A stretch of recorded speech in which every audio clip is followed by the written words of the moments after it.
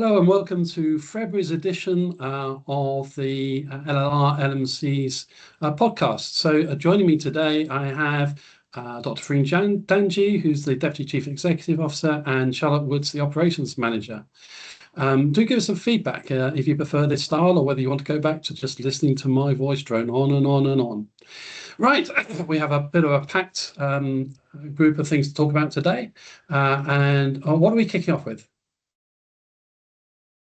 So I think we're talking about the annual awards, aren't we, which is up and coming next week, so our AGM, and Charlotte and the team have spent a lot of time trying to sort of get things sorted out, so we can talk about that to start with. So just to kind of clarify for our members listening, we are delighted to deliver our second awards ceremony, which will be taking place on the 4th of March at the Marriott Hotel as part of our AGM. It's been greatly received by our members with 21 kind of nominations, and at the point we are just about to email out to our kind of shortlisted kind of candidates and their kind of nominees to invite them to our event. So that is a really exciting news, and it's great that we can share that again with them. Yeah, and it's going to be a great evening, gala style, I hope. There is food, so we're going to feed you as well. And we've got, as a guest speaker, we've got Phil Hammond, Dr. Phil Hammond. Now, Phil, I've known actually for quite a long time. He, like me, trained in Birmingham, and he was a GP in the Birmingham area, and then worked with the deanery when I was working for the Regional Health Authority based in Birmingham. But he's gone off and done even better things. And you might know him from his joint stuff he did with Tony Gardner in the Struck Off and Die, I think it was called. And then more recently, of course, he's renowned for his role as MD in the Private Eye magazine. And more recently, for Radio 4 listeners out there, with Tony Gardner, he's got back together to do a new comedy called Doctors on Hold. So do come along. Phil actually says that he wants to come to the Mill and mingle beforehand. So come along and meet him and have a chat. And also to add, we will have Grant's famous quiz. So guys, start reading all the newsletters and make sure you know the answers. That's a tip for you. There you go. That's great. So see you all on the 4th of March. Or if you're listening to this after the 4th of March, I hope that you came and you enjoyed it. So next we've got, MCCDs, medical certificates of cause of death. Yeah, so I think there have been some changes, particularly around what you can write on the death certificates, Grant, and you are our resident expert on MCCDs and everything to do with that. So we'll let you tell us what the new changes are or what the more agreed ways of writing a death certificate is. Yeah, so there's no major changes. There's some change in phone numbers. So do make sure that you've got the most up-to-date copy to hand, which you can download from our website. And the other thing that we put in is that there's been ongoing discussion about when is it appropriate to use old age on a death certificate or not. It shouldn't be used alone. It should only be used, so you should have sort of old age and frailty. It should only be used for someone who's over 80. It should be someone that you know and you've watched them decline over time. And of course, they shouldn't have another diagnosis, which could be the cause of death. So that's all in there. I've actually quoted what the national guidance is. So if you follow that, hopefully you shouldn't have any more queries from the ME service about it. And you've also helpfully put in examples of how to write it down properly as well, which I think is really useful. So, yeah. That should be easily accessible on our website, but if anybody's struggling to kind of locate it, then please let the office know. Perfect. Okay, so next we're moving on to what can you charge for? Now, this is something that we quite frequently get queries into the office. Would you say that's right, Charlotte? This is probably one of the top kind of areas that we consistently get asked around. So it's useful to obviously include this section, and hopefully you can expand a bit on what you've written, Grant. Yeah, so it's a bit of a complicated area because unlike other businesses where they can basically decide what they want to charge for or not, we are so hampered by different bits of legislation.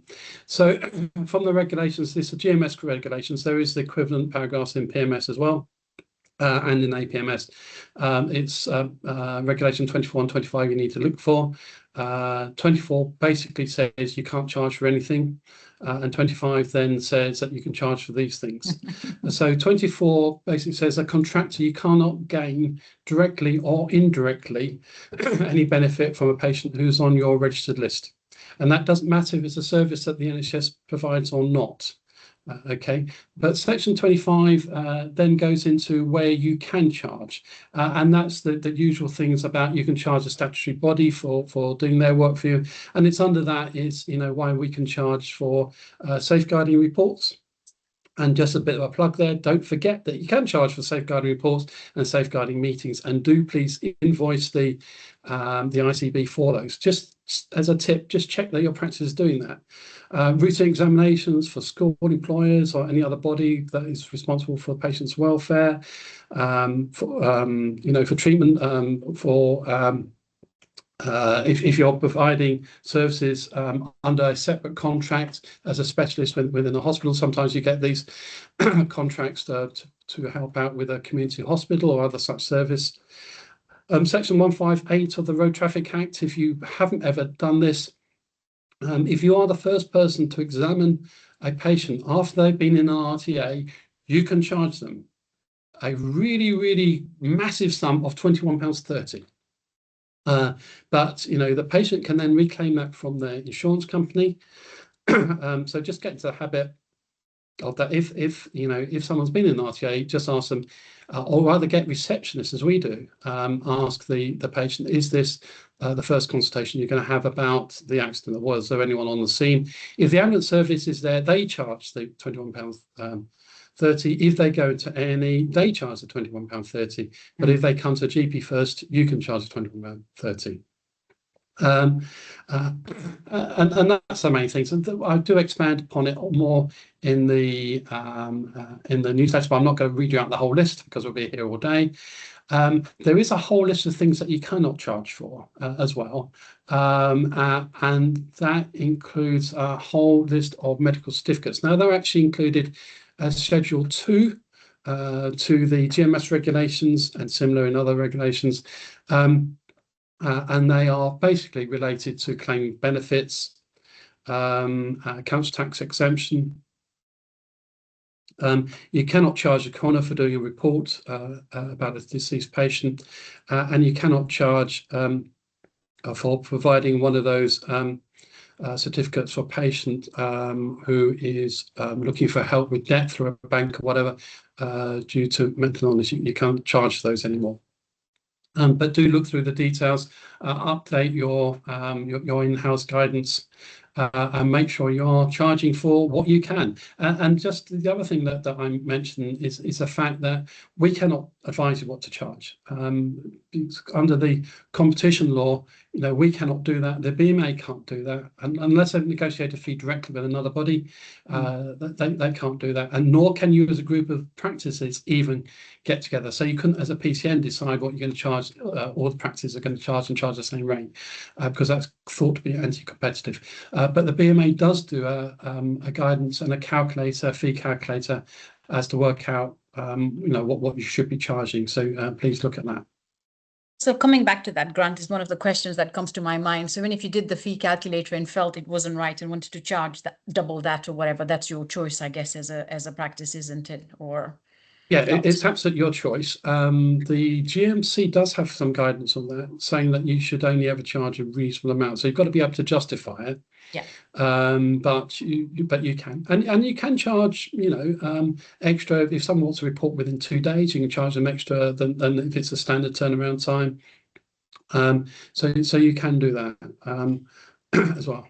And I think it was coming down to some of the bits around like the safeguarding reports, because I know practices are not very good at claiming that. But again, people charge different prices depending on how much they've written. So depending on how big the report is, isn't it? I think, and that's something we have talked about before. But just to plug that, we've got the process in place of how to claim for the safeguarding, isn't it, Charlotte, where we've put the whole bit around how you actually go about and do that, because it's a little bit complicated, isn't it, really? So if practices go onto our website and put in safeguarding payments, there's a whole kind of list around how to claim. And I think it's really important that practices follow that process, because the ICB is quite stringent in how practices claim, just so they don't kind of get a delay in their payments. And just to say, within the newsletter, there is actually a direct link to the guide to that guidance. And there's also a direct link to the travel vaccinations guidance and what you can and can't charge for in terms of travel services. Okay, shall we move on now? We're moving to Joy.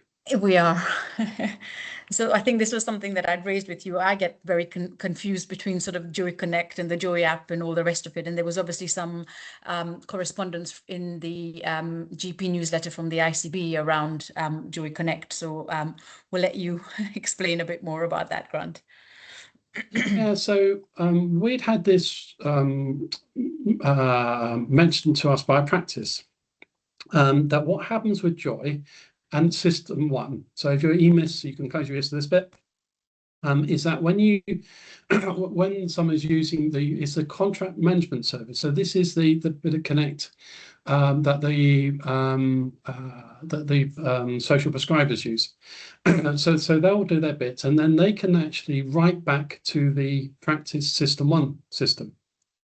Now, the problem with that is that when it writes back into your System 1, is that it puts the person who has entered the data as being whoever's machine is basically logged on at the time. So when the software looks at it, it looks at all your system, and it looks at who's logged on, and it looks at which of those machines is vacant. It then inserts the information, but it records the person who's logged onto the machine as being the person who's actually entered the data. Now, that actually breaches it's Principle 5 of the UK GDPR. Data to do with accuracy. And, we raised this with the ICB, and I've also raised it nationally, who actually totally agree with our assessment that this does breach the 5th data protection principle. Now, nothing has been done to change it, and one of the problems is the way that System 1 works, in that for EMIS, there's what's called a cloud API, which means that they can do a handshake in the cloud, and the data comes down and is entered as to who it was that's put the information. But System 1 doesn't provide that API, and so this is partly a System 1 problem, but it's still meaning that the Joy app is working appropriately. Now, the ICB is encouraging you to allow this to happen again, but I would say to you, just read through our article. And just to remember that if you're signing this, you're actually saying that you are okay with that particular breach of a data accuracy principle. Now, whether it would ever lead to a problem for yourselves, I cannot predict. But personally, I'd rather not find out. I'd rather that a practice in LLI was not the first one to form case law over it, or to be fined by the ICO over it. I'd rather that you sort of try to avoid these problems if we can. This was raised because of a complaint. So a patient had actually looked on the NHS app, and it told them that a doctor had been in their record, and they didn't want that doctor to be in their record. And so they raised it with practice. The doctor, of course, hadn't been in their record. This was due to the erroneous recording within System 1 from the way that Joy misbehaves. Have I covered everything? Any other questions? I think so, Grant. I think that's really helpful to just try and put it into perspective. And I guess so from a practice's perspective, then practically they just don't allow for the switch on to happen if they don't want that to happen, because they would have to physically allow that to happen. So it's not already working, isn't it? I think it's just making it clear operationally what they need to do to make sure that they don't get caught into all this. Yeah, so don't sign up to it, or if you do, say, you only sign up to it with the understanding that the write back feature is disabled. So that the social services cannot write back to you. They communicate with you other ways, The other thing that we've looked at is, again, whether this could potentially get into trouble, because say the social prescriber gave some advice and that advice led to harm to that patient. Hard to think of an example, but I'm sure it would happen somewhere at some point. Now, because it's down as entered by the GP, even if at the end of the process the GP could prove that it was nothing to do with them, actually they would likely, and I've discussed it with solicitor, had some legal advice, that it's likely that the GP would be named in a letter of claim. So you'd have to go through all the bother. Hopefully, that if it went to court, that it would be considered to be not your fault. And the other thing, just to say that all breaches of data protection are not covered by CNSGP. So you might be out of pocket, having to pay for legal advice and all that stuff. So it's up to practice what they do, but just think about this before you decide. Thank you. That's really helpful. And that's cleared the happiness of the jury in my head. There we go. So what we're doing next? I think we were going to talk about the voluntary levy next, weren't we? So this is the different levies that the LMC gets from practices, and we were going to discuss a bit about the voluntary levy and what's happening with that. Yeah, is it worth just kind of giving an overview of actually what the voluntary levy is, and then we'll kind of go into the kind of the proposed kind of changes? Is that all right? Yeah, absolutely. So there's two sets of funding comes through the LMC. The first is what's called a statutory levy. And it's called statutory because actually, particularly for GMS practice, you've got no option. Actually, we can say what we charge, and then practice just it gets given to us from their income. But actually, it does get included as an actual expense. So when the GPC are negotiating with the government, actually that's included in there. So it's got to be the only representative type activity that the government pays for. And our levy is actually 42p. Now, I managed to get some idea from other practice. Only 9 other LMCs out of the 75 in England actually replied, but from those, the range was from sort of 27 to 61 pence per patient, and the average is 42. So actually, we charge locally less than average. And you can write in and tell us whether you think we're value for money or not. But on top of that, there's what's called the voluntary levy. Now, the voluntary levy was started from the 1911 National Insurance Act again.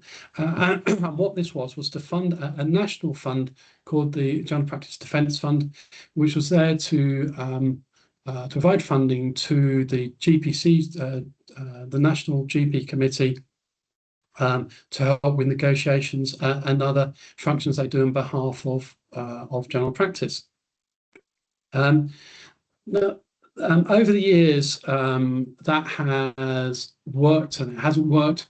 Over the years, the BMA has gradually picked up more and more of the cost of the GPC, but the BMA will only fund all of the craft committees, or branch of practice as are now called, in line with what percentage of the that craft is actually BMA members, which because fewer GP are members than say consultants or resident doctors, then that does limit what we get from BMA. And then on top of that, it's actually GPs, because we want people that we're going to ask to come out of practice or out of jobs, they are paid honoraria as well. So that was what it's basically funded, but it's changed over the years. So additional things that it pays for is that it now pays for conferences that we go to. So it pays for the conference of UK LMCs and the conference of England LMCs. And then in addition to that, there's also payments made directly to LMCs and support the work of LMCs. I mean, that started in 2018, but it's gradually increased. I mean, one of the things that has come on more recently is that we now have a LMC support network, which is for all the MCs around the country, and that allows us to bounce ideas off each other. It allows us to ask questions and get answers to where other LMCs will be able to solve some in advance and to share what we're doing. And it's really helpful. In fact, I think we would struggle to work as an LMC without that being provided. So we see this as now being a really important thing. Now, if for those people who've read our previous newsletters, going back to the FARS 2022, there was a significant problem raised about the GPDF, and particularly that a lot of the money basically seemed to be siphoned into the then directors' pockets. And I'll be absolutely honest about that. When I found about it, I was absolutely enraged. And one of the things that we did in the LMC is that we stopped paying the voluntary levy straight away. That's been sorted out. Those directors are all gone. And there is now a new group of directors, all of whom are appointed by LMCs, and every LMC has a representative to the GPDF, and ours is our treasurer, Amit Rastogi, and so it's a lot more there for GPDF. The GPDF is a lot more there to support LMCs now. As part of that, they dropped the new directors reduced the levy. So it had been 6 pence per patient. There had been quite a large reserve built up, and so they halved it temporarily to 3 pence per patient, and allowed the reserve to come down to a reasonable amount. They're now asking to put up to 5 pence per patient. Now, actually, that doesn't fully cover their annual cost, but what it will do is it will slow down the reduction in the reserves.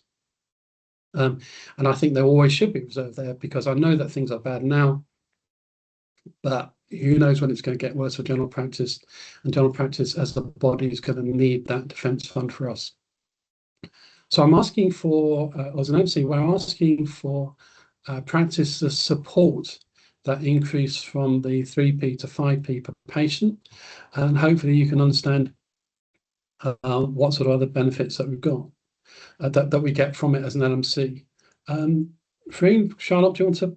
Yeah, no, I think I will add to that. I think the LMC support network is really, really, really helpful for all of us and for our day-to-day working. And there are other bits that come out of the LMC support network as well. I'm thinking about like the data tools and stuff like that that will help support LMCs and practices. So I think it's just highlighting that actually that voluntary levy does come into help, where it didn't in a way into the day-to-day business of LMCs. It currently does. So would definitely urge people to support this really. I suppose just to add that the LMC has nothing to do with obviously taking that money. Yeah. It actually comes directly from the kind of the global sum. Yeah. And obviously if practices don't pay, it has an impact on other practices within kind of LLR that will have to pick up that kind of cost.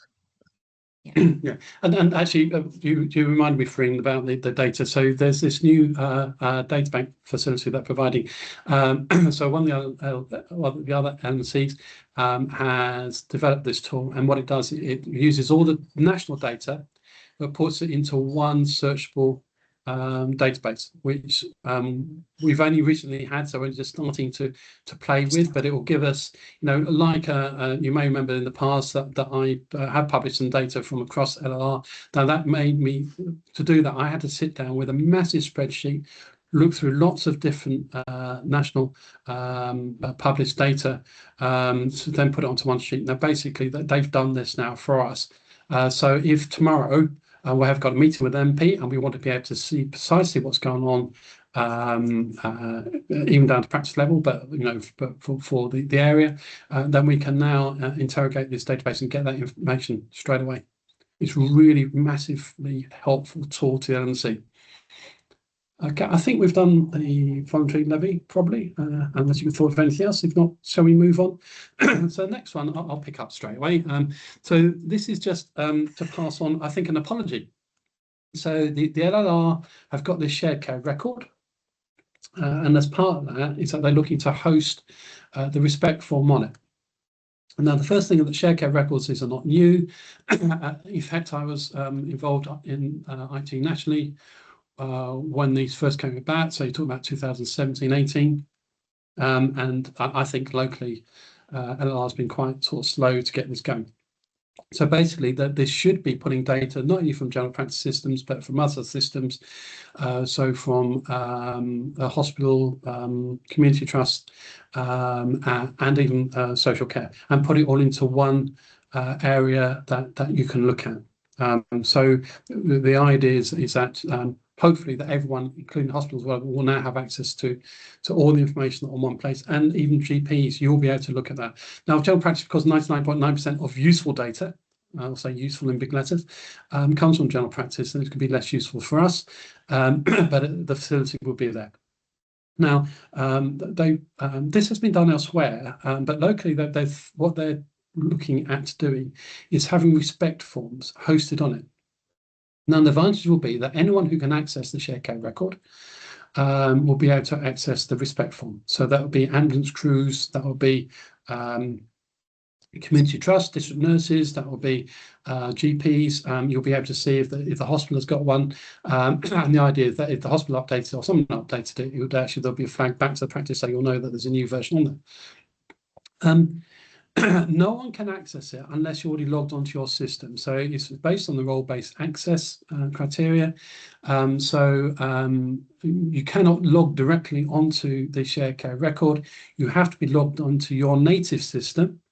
So that will be system 1 or EMIS if you're GP. For the hospital, that will be nerve centre, and so forth. So you'd have to be logged in as you onto that system before you can look at it. So it's not a standalone system that is open to anyone and their dog. Okay, because I know that we've had that question raised. Anyway, so just to move on swiftly, we know that there's been some presentations at PLTs about this wonderful system. But what you were told at PLT, please forget, because it was wrong. Okay, because the actual details about how it will work have not been agreed. I've been working with them. I've made it clear to them absolutely from the start that if this adds additional workload for GPs, if this adds additional complexity, GPs aren't going to use it. Okay, so they're really clear that they know this. Until those sort of problems are sorted out, and we are absolutely clear and agree that it's going to be beneficial, nothing more is going to happen with it. So for those people who went to the PLTs, forget what you heard.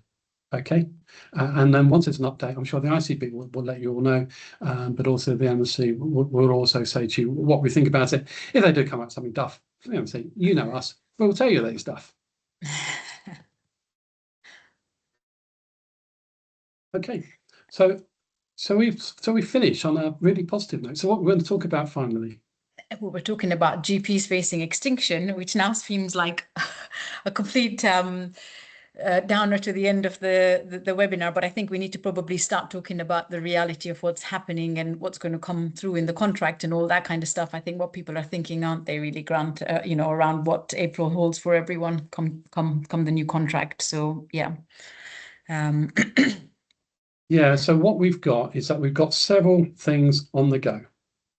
We've got the 10-year plan. Yeah. Which has it's now an 8.5-year plan at this rate. and counting. Our thoughts. I read it. Lots of stuff has been tried before and failed. So of course they're going to try again. We've got a massive transformation, which I think the kernels within it are absolutely fantastic, and things that we're going to achieve. Is a 10-year plan going to achieve what they say they want to achieve? No, it's not. And then, of course, at the same time, they have stripped out all the management that could have actually led this transformation and actually assisted it to happen. And then finally, funding. The funding is not there. Not only are they not giving any upfront funding to try and get this stuff going, but they're not putting any pressure to move the funding. Yeah. So one of the big things, of course, as we know, is that funding has drifted from general practice into secondary care. And those of you who read my newsletters and my thoughts will know that I can actually say that that's the absolute reason why the health of the nation continues to decline. Because all the evidence says that if you invest properly into primary care, into general practice, that's what gives you the best improvement in the health of the nation. And so there's nothing in this which is going to force a movement of the funding from hospitals, community trusts across into general practice. So someone pointed out to me, and I think I wrote about it, that back, I think, many years ago, I did a presentation where I was bemoaning the fact that it looked like the percentage of funding of the NHS budget being spent on general practice was going to drop below 12%. We're now at 5.9%. So we're still doing 90% of healthcare for just 5.9% of the budget. And that is the reason why we cannot provide what patients want and need. It's not GP's fault. I say this so many times, but it's not your fault. You are doing a fantastic job considering what you're being given to do it with. Katie Bramall has compared what's happening to general practice to the same as an extinction event for animals. I'm not going to go through her reasoning. Please read it, and she's recorded a podcast of her own, and I really recommend that you listen to it. It's Katie's style, so it's not one that you get bored with, but it will make you think. Okay. And the positive thing is pandas are no longer extinct, like she says. So there is hope for us, guys. We can work our ways out of this. So I think that's the positive note we can end on. Oh, Lord. And you will have noticed that, you may have noticed that today, on whatever day we're recording it, and letters come out to Amanda Dodd, to the ICBs, about what the new contract has been. The GPC are considering whether to accept the contract in 2 days' time. Yeah. Okay, so this is what the government still thinks of general practice. So they're publicising what it includes before they got agreement from the profession. It's astonishing, isn't it? And depressing as well at the same time. So, yeah. Okay, so Charlotte, anything that you want to add? No, I think it's great to obviously hear the perspective of you both. I don't get word in edgeways, but that's all. Nothing new. Sorry. So no, it's been really useful, and obviously, as we always say, our doors are always open and our phones are always on. So if practitioners want to kind of have any questions or things that they think we should include, then to kind of get in contact. Very much. We want feedback. We want to know whether you like this or you don't. We want to know what else you'd prefer. We want to know how else you want us to communicate with you. Just tell us, and then hopefully, I hope we can catch up again next month. Okay. Excellent. Bye. Bye.